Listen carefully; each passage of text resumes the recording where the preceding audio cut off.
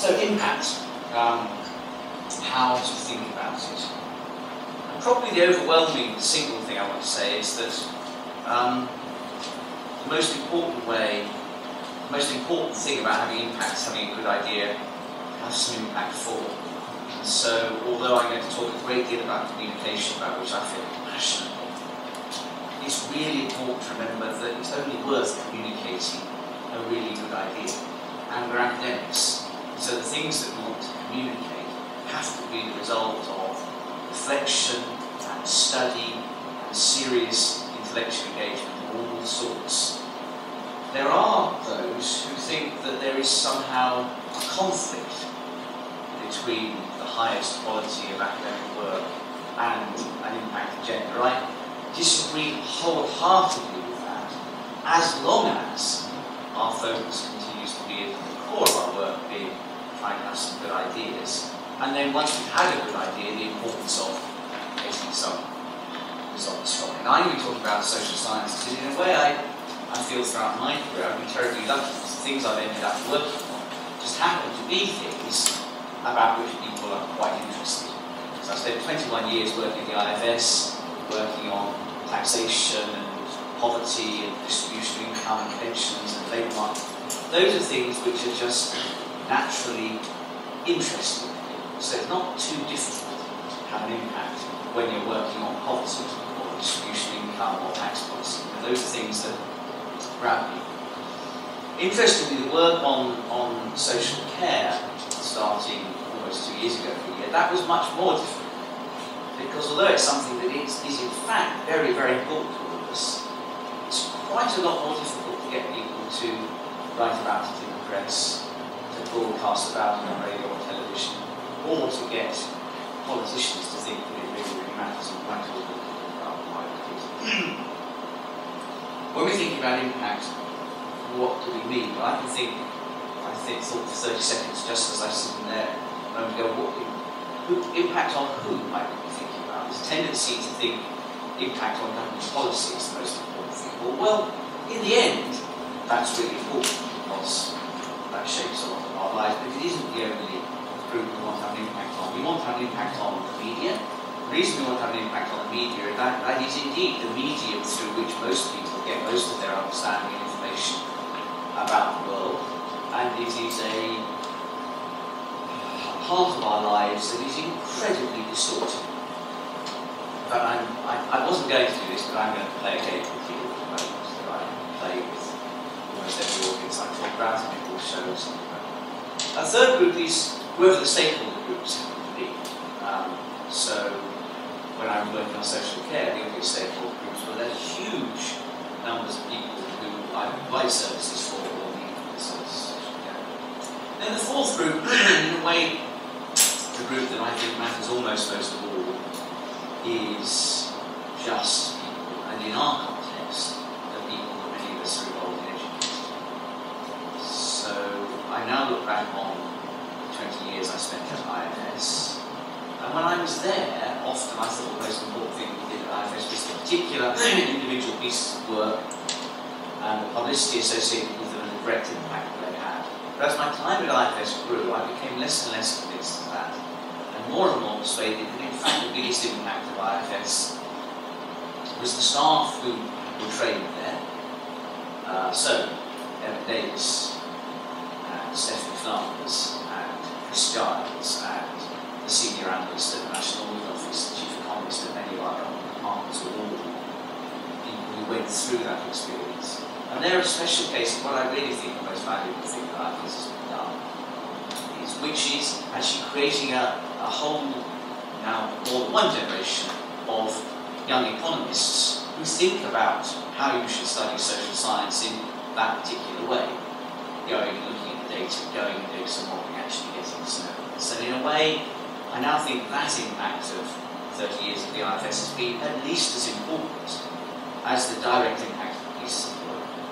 And that's not just the staff who work at the IFS, but if you, some of you will have done a paper in public economics in the last 30 years. If you study public economics in a British university or a university now increasingly around, then the way that we think about many of those things will have been driven by that development of empirical knowledge and others, which I also talk about. And I think that may be the most significant impact. So when we're thinking about impact, we shouldn't just think about people getting on the 10 o'clock news, although that's not unimportant. We need to be very aware of our longer run intellectual evolution. In all of this, I'm going to emphasize communication. I do think communication is incredibly important. And on average, in academic life, we don't do it as well as we might.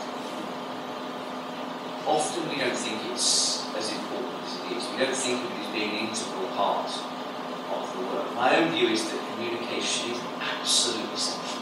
And if we don't communicate our ideas in ways that make them accessible to other people, then it's almost the case that we might as well not do that. It's an extraordinarily important function, and it merits much more effort than we typically do.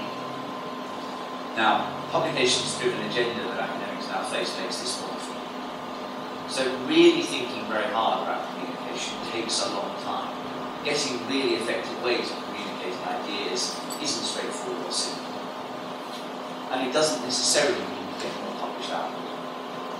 And one of the issues that I think organisations like the SRC, the whole process of the REF, need to engage with is how do we more appropriately get a sense of the value of this kind of work?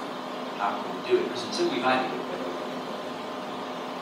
And one last general thing to say about communication and trying to make your ideas accessible to a wider public. There can be a temptation in academia to think that in that process, subtlety and truth is lost. My own view is that's absolutely not the case, and that if we do this properly, far from losing subtlety, losing the delicacy of our arguments, we can get a clearer understanding of the points that we're trying to make and make our arguments. So I'm going to try to describe all of this in the context of the work that I've been doing for the last little while on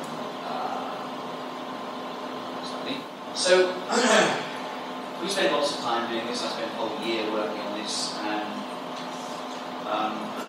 towards the end we started thinking about how we could make the points that we wanted to make. So I'm going to show you a whole series of visual representations.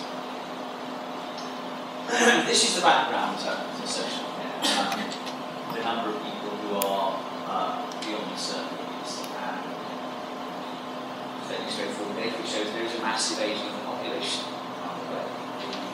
The number of people in the 85 plus group is going to double over the next 20 years. That's a big change. The number of people in the 70 to 74 group is going to increase by mid 40%.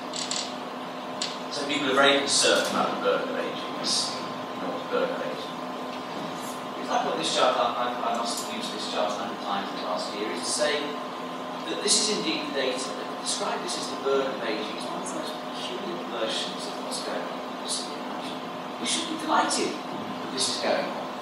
And I really hope that in 2030 I am in this bar. I'd much rather be in this bar than not be in this bar. We are, it's a very straightforward point. It's quite extraordinary that we're describing something that all of us want, which is that we go on living longer, as a burden. Most bizarre. And it's a clear example of how every now and again part of the job of an academic is just to pop the bubble. And say, well, that's just frankly, that is a pile of poo. It's not the case that people living longer is a bad thing. One of the great triumphs of the last 150 years has been that, on average, we live longer. This is good. This is actually what almost all social and economic and other life is about trying to achieve. People living longer. It's one of our primary goals. So, what on earth are we doing describing it as a bad thing? So, think about those things. Stand back and think, well, which aspect of the current popular discourse is just nonsense, as demonstrated by analysis evidence? But then, here is a more social scientific point. This is a chart that goes back to 1901 and shows the proportion of the population that's of age over 65 and over. And it is indeed true that the proportion of the population that's who's going to rise. But actually, nothing like as proportionally rapidly as it's grown in the past. And one of the features of political and media discussion, and actually of interested individuals, is we tend to be very worried about change in the future and forget about how effectively we've adjusted to change in the past. Societies and economies are astonishingly flexible. Most of what we're doing as social scientists is studying processes of change, and it's quite important to recognise that we do that quite well. These aren't even the most dramatic numbers I can show. If I show you the numbers for people aged 85 and over, in 1901 there were 61,000 people in this country who were 85 and over, and now there are 1.447 million. We're expecting 2.5 million by 2030. So there are already 25 times as many people aged 85 and over as there were just over 100 years ago. And unless I missed it, the economy of society hasn't actually fallen apart under the oppressive burden tried and multiplied for next scale's graphics. I mean, really, actually, it's been fine. We're quite good at making adjustments. A third point to make is that sometimes really simple representations of things that we all know can turn out to be very, very powerful. And the single piece of data that I found most powerful going around talking to vast numbers of servants, of politicians, of stakeholder groups, the Alzheimer's Society, Age UK, was this slide. Now, this is not a complicated graphic. Even the sociologists. Come on, give me a bit of it. So this is, I am allowed to be rude to sociologists. Sociologists expect it. You know, one of their functions is to give economists something in a group. This is total public spending in England on people over retirement age. And it's about £150 billion.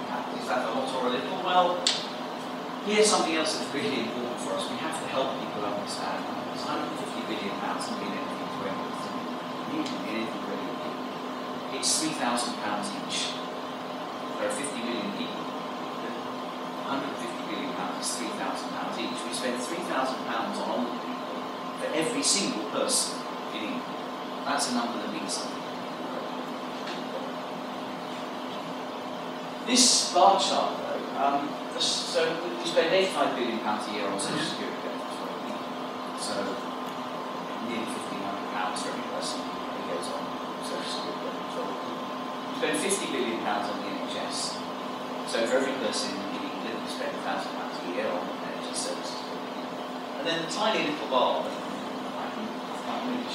This is social care. So we spend £8 billion a year on social care. Now, imagine that we decided we would spend £150 billion on older people. We absolutely know that if all we had was this bar and then we decided where the optimal places to draw this line were, we would not draw this line practically at the top. Social care is much more efficient, both in terms of well-being and in terms of money. The NHS has got lots and lots of people who are tiny hospital beds that are extremely expensive and very, very miserable. This is basically just nuts. We would not come anywhere like near this.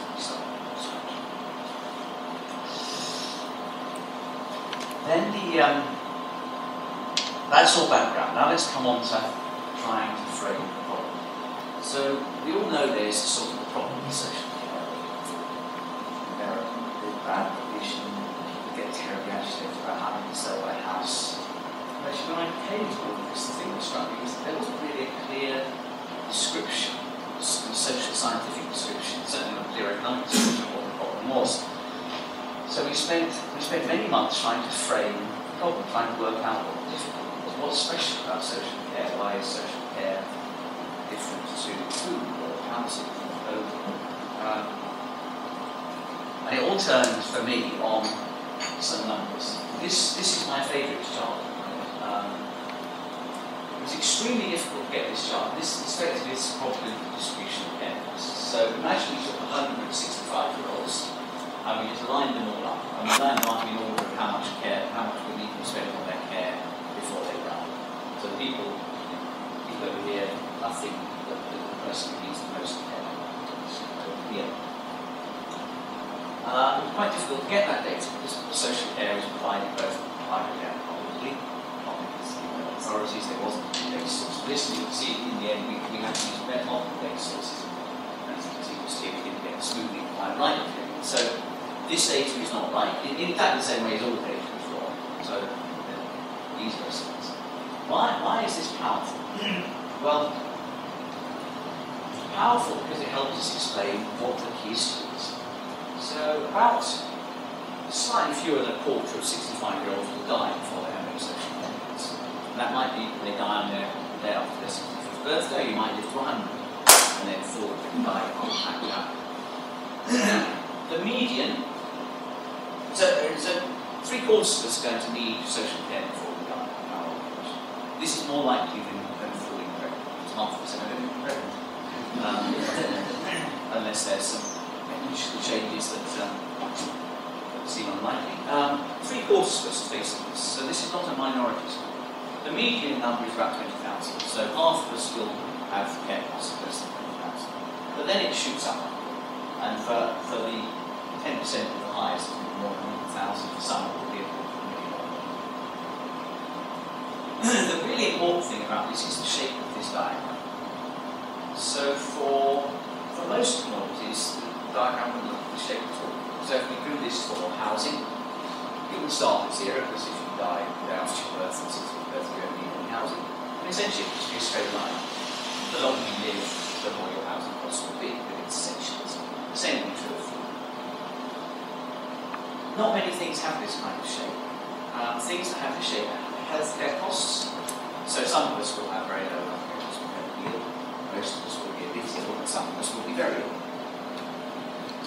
Of course, nobody faces this actual financial consequence, because what we do when we see this is that we don't like this possibility. So we have social insurance. So actually everybody pays for healthcare. Even the people who have no healthcare need to pay for healthcare through the tax system. And nobody faces this, we call the risk. Faced by something like this, where there's a small chance of a very high cost, we call the risk with the state also.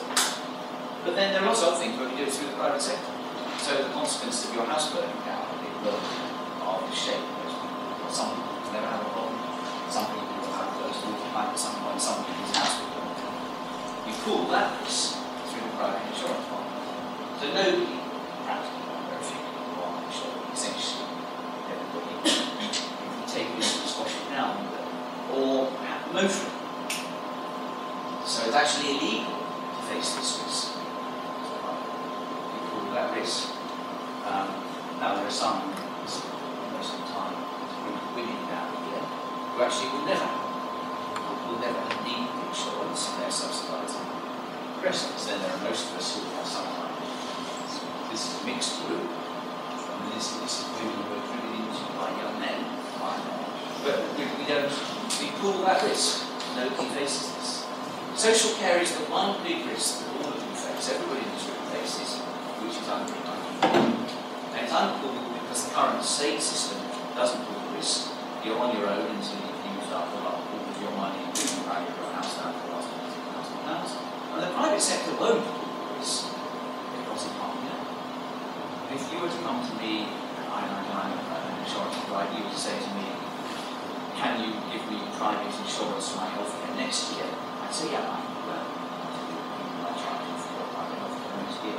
If you were to come to me and say, I'm 50, will you provide me insurance against my social care needs until I die? I'd say, so that would be like telling me now what the insurance premium I charge you for your healthcare would be. I have no idea what it is. So nowhere in the world is there a market for social care insurance. So we're left with people facing this terrifying risk. Bluntly, for a bunch of bourgeois like us, that's mildly frightening. But for the bottom half of the wealth distribution, it's absolutely terrifying. So this is another way of representing this. This is the starting level of wealth. This is what proportion of all of their wealth they would lose if they had social care. These are points in the wealth distribution. This is the bottom 5% of homeowners, the bottom 25% is the median. The person at the median under the current regime will lose 87% of all of the assets they've ever had. The consequence of that is fear. So people facing this are absolutely terrified, and the effect of the terror is paralysis. So because they're so worried, they might end up on the table for the solution. When they begin to need some social care support, when they need to put some handrails in up on the stairs or downstairs loop so they can climb up and down the stairs or a stair lift, they won't spend any money on that because they're so terrified that they might end up right on the table for the solution. So there's a massive problem of both equity and efficiency. The equity problem is that this hits the bottom half of the solution incredibly hard. The efficiency problem is that because we're terrified, go to think back to my last chart, people are so terrified of these pay levels, they won't do anything to start mitigating their needs before they get to that tail risk, which means that we have NHS hospitals for people who fall downstairs, they should then be walked up. NHS hospitals who have people who have, as a result of dehydration, not easy enough because they worry about getting the loo upstairs. So they're astonishing inefficiency, allied with astonishing equity. So, what should we do about it? The simple answer will be, well, why don't we just do what we do with the NHS? Why don't we just take this whole risk and see what it's in the tax system? We didn't recommend that, and there are two reasons we didn't recommend it. The first, slightly grubby reason, is it wouldn't happen, so we wouldn't be wasting our breath. That's what was recommended by our Commission in 1999, at the time when there recently been a landslide Labour victory, and the public finances had just moved unexpectedly from deficit to surplus.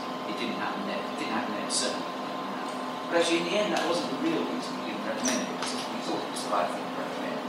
We recommended it anyway. The reason we didn't recommend it is that even if it happens once, in this area we have to have a system that's stable.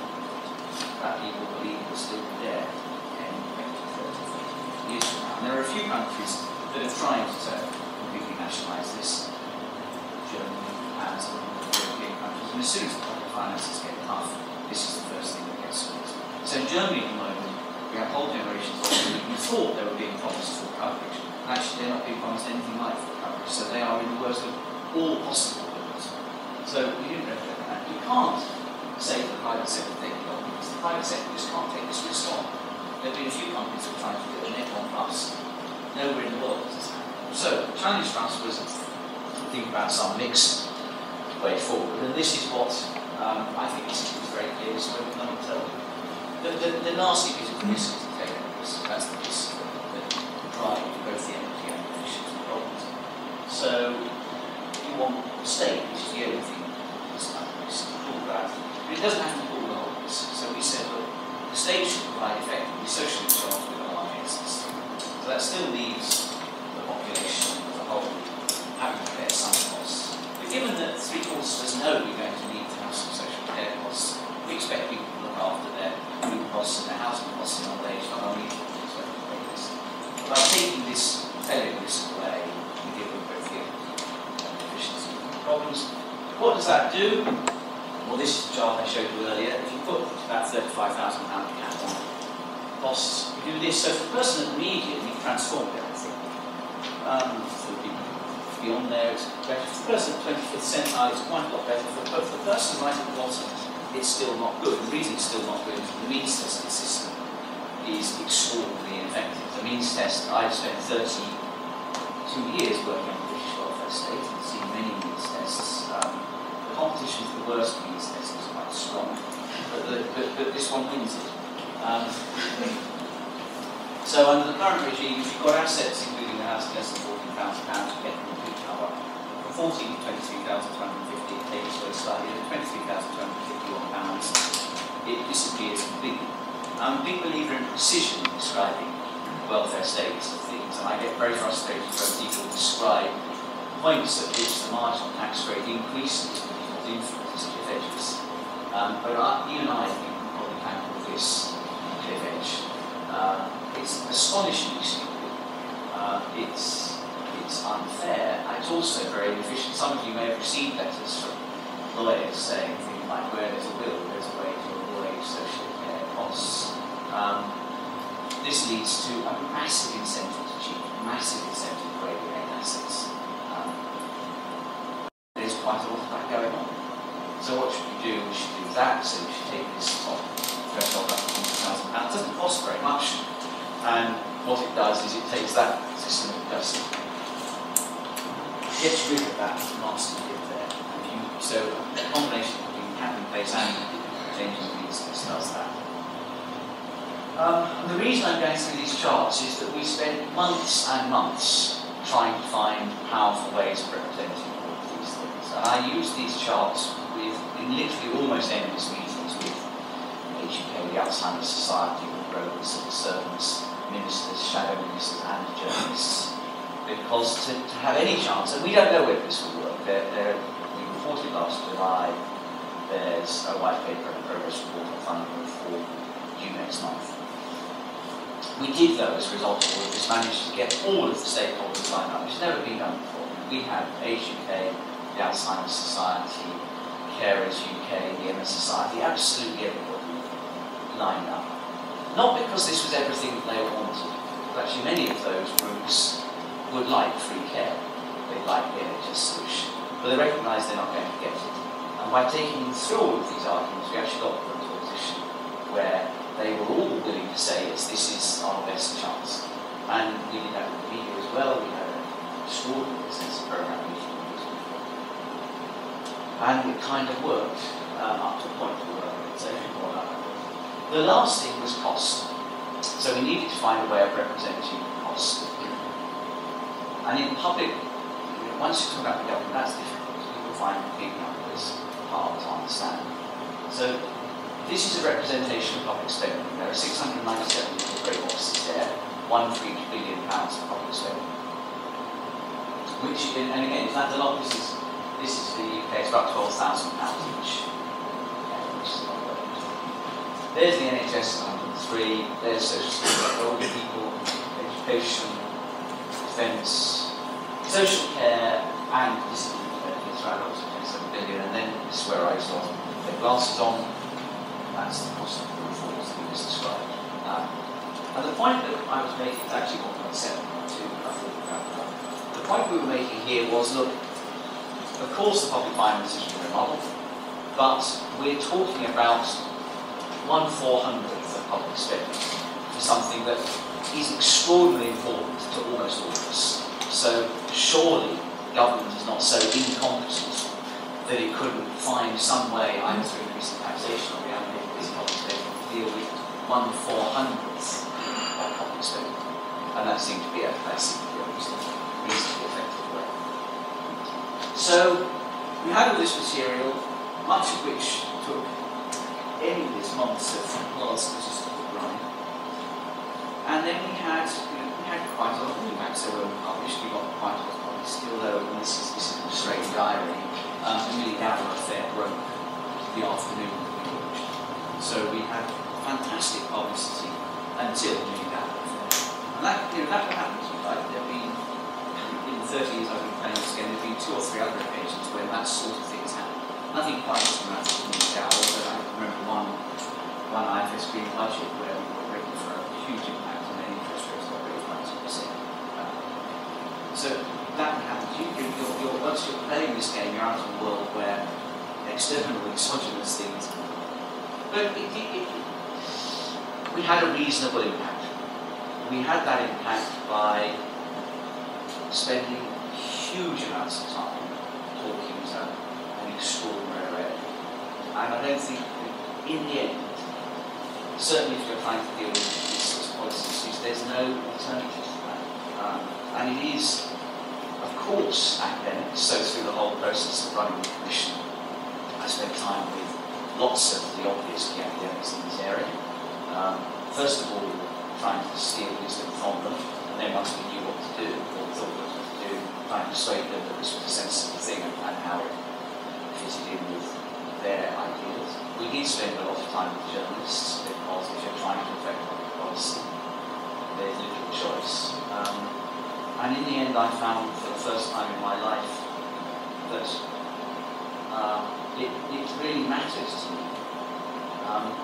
to make sure what all of the journalists, and it's easy to be dismissive of newspapers that won't carry material in great detail. But it's simply wrong, actually those are the newspapers that are being read by very large numbers of people, and they're very actively informing what people think. And so a campaign that Daily Mail has run turns out to be very important in this area. That's not something that journalists will always think about. It's something that we think about. Civil servants matter a great deal, and so you need to spend time with civil servants. Politicians matter a lot too. All of this turns out to be extremely time-consuming. Now, this particular case was one where we were thrust right into the heart of a live coalition of people to doing something about this. Previously, the government said they were going to set up a commission if they won. So this required more communication activity than anything else I've ever done by a long way. It's not what most of us spend most of our time doing. Those ways I don't do it. Quite like this again. But what it did emphasise for me were, I think, two messages. One is